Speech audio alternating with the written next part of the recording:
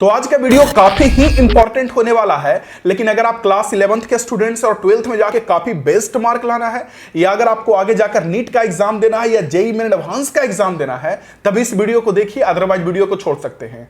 यार छोड़ने से पहले दो जरूरी बात। पहला, डिस्क्रिप्शन में टेलीग्राम चैनल का लिंक मिल जाएगा, उससे ज्वाइन हो जाइएगा, या सिंपली चैनल का नाम दिख रहा होगा उसको सर्च करके टेलीग्राम पे ज्वाइन हो सकते हैं। और दूसरा, क्लास 11 के जो भी स्टूडेंट्स हैं ना, उनके लिए इस टाइम पर, वीडियो के इस टाइम पर एक सरप्राइज है, जिससे अपनी स्टडी को वो और भी स्ट्रांग बना सकते हैं। इसलिए वीडियो के एक भी सेकंड को मिस मत कीजिएगा। तो यार देखो, है क्या, बहुत सारे स्टूडेंट्स क्लास 10th का एग्जाम देकर क्लास 11th में आ चुके हैं। इसमें कईयों ने पढ़ना शुरू कर दिया है। कई सारे सोच रहे हैं कि हमारा जब चांद निकलेगा तो पढ़ना शुरू करेंगे। और कई सारे ऐसे स्टूडेंट्स हैं जो पढ़ के तो काफी आगे जा चुके हैं। अब उनको ना तो कॉन्सेप्ट याद रह रहा है, ना उनसे क्वेश्चन बन रहा है, ना उनको न्यूमेरिकल बन रहा है, और उनको लग रहा है कि कहीं मैंने स्टार्टिंग में कोई गलती तो नहीं कर दिया क्लास 11th का।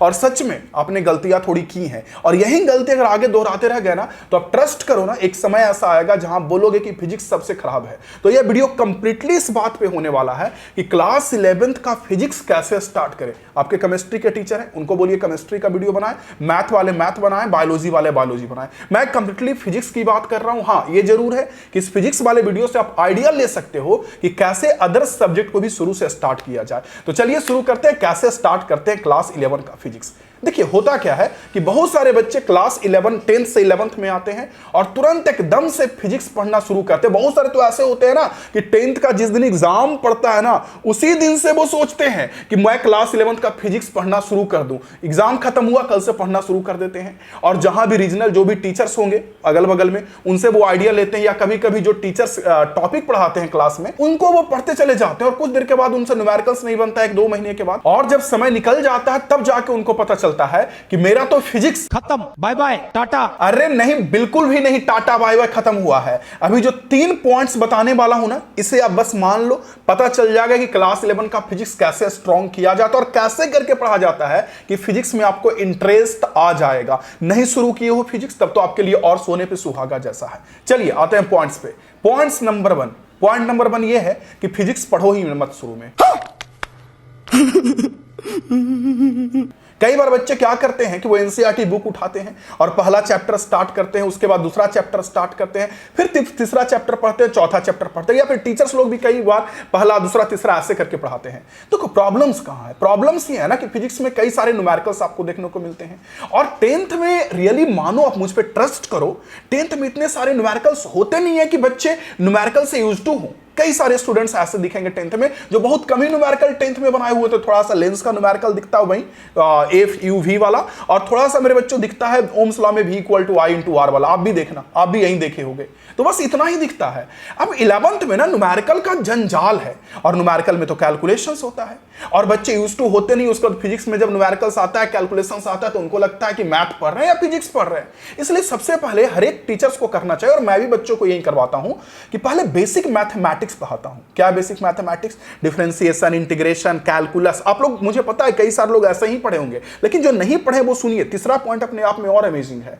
तो मैंने बोला पहले बेसिक मैथमेटिक्स में differentiation, integration, calculus, log, determinant, ये छोटी छोटी चीजें पढ़ने बहुत जरूरी है। और उसके बाद हो सके ना तो वेक्टर आप पहले पढ़ लेना। कई बार एनसीईआरटी के अकॉर्डिंग अगर चले तो वेक्टर हम लोग को 4th चैप्टर में पढ़ना है, तो कई बार बच्चे वहां जाके वेक्टर पढ़ते हैं, और फिर वही चीजें होती है कि मैथमेटिक्स से यूज टू हो नहीं पाते हैं। तो पहला पॉइंट है कि पहले आप फिजिक्स मत पढ़ो।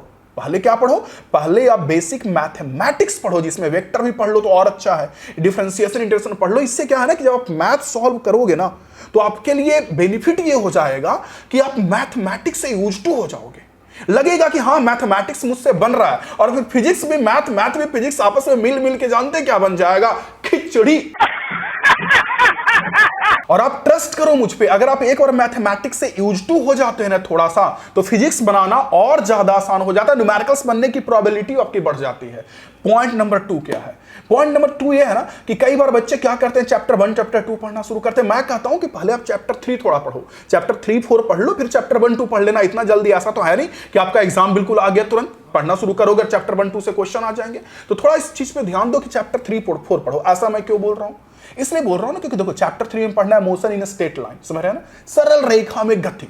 तो ये चीजें 9th में भी थोड़ा आप पढ़े रहते हो। डिस्टेंस, डिस्प्लेसमेंट, वेलोसिटी, हिंदी में बोले तो दूरी, विस्थापन, वेग, चाल, ये सारी चीजें आप पहले से पढ़े हुए हो तो 9th वगैरह में, सुने भी होते रियल लाइफ की चीजें, तो आप थोड़ा यूज टू हो पाते हो फिजिक्स से। नहीं तो आप शुरू में ऐसा सोचो ना कि फिजिक्स आप पढ़ना शुरू किए, कोई एक ऐसा चैप्टर मिल गया जो आपको बोरिंग लग रहा है, आप ना उसके बारे में कभी सुने हो ना जाने हो, और आपको लग रहा है कि बस रटे जा रहे हो, रटे जा रहे हो, रटे जा रहे हो। रटोगे तो क्या होगा, बैकग्राउंड में सॉन्ग बजेगा। कौन सा सॉन्ग? मौत के कितने पास आ गए। तो ये सॉन्ग आपके बैकग्राउंड में ना बजे, इसलिए मैं आपको कह रहा हूं मेरे बच्चों कि आप पहले ना थोड़ा चैप्टर 3 से स्टार्ट करो, क्योंकि वो सब चीजें आप 9th में जानते हो। चैप्टर 4 स्टार्ट करो, हो सके तो चैप्टर 5 भी पढ़ लीजिए, और उसके बाद आप स्टार्ट करिए चैप्टर 1, 2 पढ़िए। शुरू में बोरिंग चीज से नाता जोड़ोगे ना तो पूरा फिर लगेगा, अच्छी चीजें भी आएंगी तो आपको ऐसा लगेगा कि सबका सब बोरिंग है। तो पॉइंट नंबर 2 ये हो गया कि आपको चैप्टर 3 पढ़ना है, 4 पढ़ना है, 5 पढ़ना है, तब जाके 1, 2 पढ़ना है, क्योंकि 1, 2 में वैसी चीजें पढ़नी है जो कई बार आप पहले से नहीं जानते हो या थोड़ा सा अजब लगता है थोड़ा सा वो पढ़ने में। लेकिन आप 3, 4, 5 पढ़ो, फिर 1, 2 पढ़ लेना। दूसरा पॉइंट, तीसरा पॉइंट क्या होता है ना कि बच्चे बड़े बड़े बॉक्सेज बनाते हैं। जैसे मान लीजिए उन्होंने चैप्टर 4 पढ़ा, मोशन इन प्लेन, ठीक है। अब उसमें कई सारे फार्मूला आ जाते हैं, तो कई सारे जब फार्मूला आ जाते हैं तो वहां पे बच्चे क्या करते हैं कि उस फार्मूला पे बॉक्सेज बनाएंगे, स्टार मार्क लगाएंगे और उससे न्यूमेरिकल बनाएंगे। ये गलती तो आप करना मत। चलो किताब के 2-4 न्यूमेरिकल तो ये गलती करने से बन भी जाएगा आपसे, लेकिन अगर एग्जाम का न्यूमेरिकल हो या अच्छे वाले न्यूमेरिकल हो, वो आपसे नहीं बनेगा। क्योंकि आपने बॉक्स से एक चीज ध्यान रखिएगा कि अगर आपको नीट का एग्जाम देना है, जेई का एग्जाम देना है, तो आपको उस बॉक्सेस से अगर एग्जाम में क्वेश्चन बनता तो हर कोई, रटने वाले की कमी नहीं है, हर कोई इस बॉक्सेस को बना करके रट करके एग्जाम में अच्छा मार्क्स ला पाता। बट ऐसा नहीं होता है, समझ रहे ना भाई। कईयों का जेई नहीं निकलता है, कईयों का नीट नहीं निकलता। वो गलतियां कहां करते हैं? यहीं पे वो बॉक्सेस बनाते हैं और बॉक्सेस से फॉर्मूला पुट कर करके न्यूमेरिकल बनाते हैं। अगर एक बार न्यूमेरिकल बन गया तो बिल्कुल हंसते और इस तरह से ऐसे घूमते हैं, एकदम घूमते हैं। अरे नहीं भैया, बॉक्सेस नहीं बनाना है तो क्या करना है सर? करना क्या है?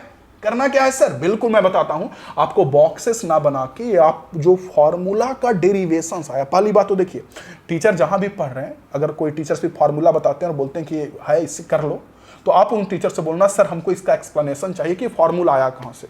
समझ रहे हैं ना? चाहे आप 11th में पढ़ रहे हैं, 12th का बोर्ड एग्जाम देना है, नीट के लिए तैयारी कर रहे हैं या जेई के लिए तैयारी कर, एक्सप्लेनेशन है।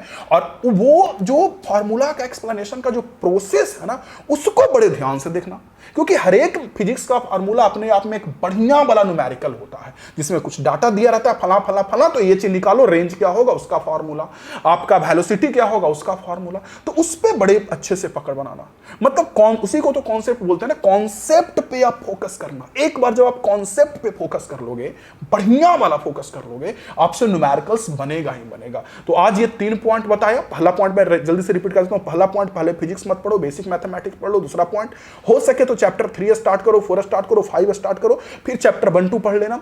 और तीसरा पॉइंट की फॉर्मूला में बॉक्सेस ना लगा के फॉर्मूला कैसे आया उसके स्टेप पे ध्यान दीजिएगा, ठीक है।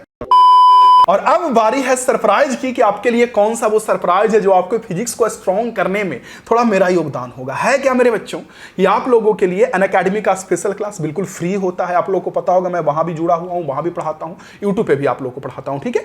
तो वहां स्पेशल क्लास में बिल्कुल फ्री में पूरे बेसिक मैथमेटिक्स का क्लास ले रहा हूं। डिस्क्रिप्शन में लिंक मिल जाएगा, हर एक क्लासेस का नोटिफिकेशन ऑन कर लीजिएगा। अगर आपको नहीं पता है कि वहां कैसे क्लास करना है, उसका भी एक वीडियो दे दूंगा डिस्क्रिप्शन में, वो भी आप चेक कर लेना। और इन्विटेशन कोड में SMoney10 यूज कर लीजिएगा। आशा करता हूं कि सारे बच्चे उस क्लास में आएंगे और मिल करके फ्री में बेसिक मैथमेटिक्स कैसे स्ट्रॉन्ग करना है, जिसमें डिफरेंशिएशन, इंटीग्रेशन, लॉग वगैरह सारी चीजें पढ़ाने वाला हूं। एक एक क्लास आपको दिखेगा, सारे क्लासेस का लिंक, डेट, टाइम डिस्क्रिप्शन में मिलेगा। आप नोटिफिकेशन ऑन कर लीजिएगा, आइएगा जरूर।